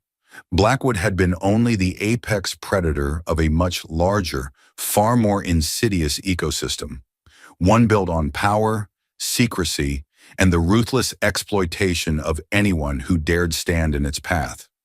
Beneath the veneer of order lay a network of compromised judges, bought prosecutors, and elected officials who answered not to the people they served, but to the wealth and influence that funded their careers. The system remained a tangled web of rot, and the man who had once controlled it from the shadows was now behind bars, only because his own arrogance had handed him to the world on a silver platter. But her father, Detective Ethan Carter, had never been about spectacle or headlines. He had been about truth, and that truth had not died when Blackwood had fallen. In fact, it had only grown louder.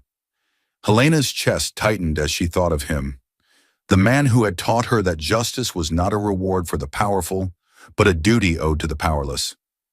He had vanished without a trace, his name defamed, his life reduced to rumors of betrayal and desertion.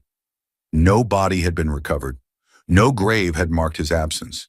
Instead, he remained an absence itself, an open wound in Helena's life that refused to heal. Tonight, standing above the sleeping city, she felt the full weight of that absence pressing down on her shoulders. Every victory she had achieved since his disappearance, the exposure of Calloway, the live stream that shattered Blackwood's invincibility, the collapse of his criminal empire, had felt hollow without his return. She had won battles, but the war was far from over. Her father was still out there somewhere, a ghost hunted by forces she was only beginning to understand, waiting for her to find him and bring him home. Her fingers curled around the worn leather cover of his journal, which lay open on the rooftop ledge beside her. The final entry had ended abruptly, scrawled coordinates pointing to a derelict warehouse on the edge of the city. Coordinates she had followed only to discover a hidden metal box containing the last shred of his voice. A note that read, "If you're reading this, I'm alive. Keep going." That simple message had ignited a fire in Helena that refused to be extinguished by fear or grief. She closed her eyes and inhaled the frigid air deep into her lungs, letting the chill fill her bloodstream and steel her resolve. Around her, the night seemed to pulse with quiet menace, as though the darkness itself were watching, waiting to pounce on any sign of weakness. Helena had learned to embrace that fear and channel it into something stronger: purpose. Tomorrow she would meet Reeves and their small band of allies to plan the next phase of their crusade. They would follow the breadcrumbs her father had left, unravel the threads of corruption that had ensnared so many innocents, and expose every person who had allowed Blackwood's influence to flourish. They would leverage leaked documents, coordinate with investigative journalists, and use the very same live stream tactics that had brought Blackwood to his knees. Each revelation would be a blow against the rotten core of the system, each public hearing a step toward dismantling the machinery of injustice. But beneath all of that lay her personal mission: to find Ethan Carter. He had vanished because he had gotten too close to the truth. He had disappeared because he had dared to confront a power that did not tolerate challengers. If he were still alive, he would be fighting with every breath, just as Helena fought now. The thought of him, battered but unbroken, surviving in the shadows somewhere beyond her reach, fueled her determination like gasoline on a fire. Helena opened her eyes and gazed upward at the night sky, its vast expanse dotted with distant, indifferent stars. They were the same stars her father had pointed out to her when she was a little girl learning to read constellations, guiding lights in the darkness, eternal witnesses to the struggles of those below. She could almost hear his voice, low and steady, reminding her that even the darkest night must eventually yield to dawn. Drawing in a final, shuddering breath, Helena let the wind carry away her doubts and fears. Her voice was barely more than a whisper, yet it echoed across the silent rooftop with the force of a battle cry. "I will not stop." She turned away from the edge and walked back into the warmth of her apartment, every step measured, every movement purposeful. The road ahead would be treacherous, strewn with threats and betrayals, but Helena Carter had tasted injustice and chosen to fight rather than flee. The city below might slumber, but she remained wide awake, driven by love, by loss, and by an unshakable conviction that no system, no matter how corrupted, was beyond reckoning. And somewhere out there, beyond the reach of streetlights and sirens, her father waited, alive, determined, and counting on her to bring him home. If this story made your heart race, if you felt the weight of injustice pressing down, if you found yourself holding your breath in anticipation, then don't let it end here. The fight for truth, for justice, for those who have been silenced is not just Helena Carter's battle, it is ours as well. Every story like this is a reminder that power, corruption, and injustice are not just fiction. They exist in the real world, shaping lives, taking futures, and deciding who gets to rise and who is forced to fall. But stories like this also remind us that courage exists, that resistance is possible, and that those who refuse to back down can change everything. By hitting the like button, you are showing your support for voices that demand the truth, for those who refuse to be silenced, for the fighters who push forward despite the odds stacked against them. And by subscribing, you ensure that you never miss another chapter in this ongoing battle, another tale of resilience, another moment where justice stands on the edge of a knife. This is not just entertainment. This is a movement, a call to never accept corruption as an immovable force, to never turn a blind eye to those who have lost everything in the pursuit of what is right. Every like, every comment, every subscription fuels the fire that stories like Helena's ignite. The more people who watch, the harder it is for injustice to hide. The more voices that rise, the stronger the truth becomes. So do not just watch, do not just listen. Be part of the fight. Subscribe, stay, and prepare for what's coming next, because this is far from over. The battle has only begun.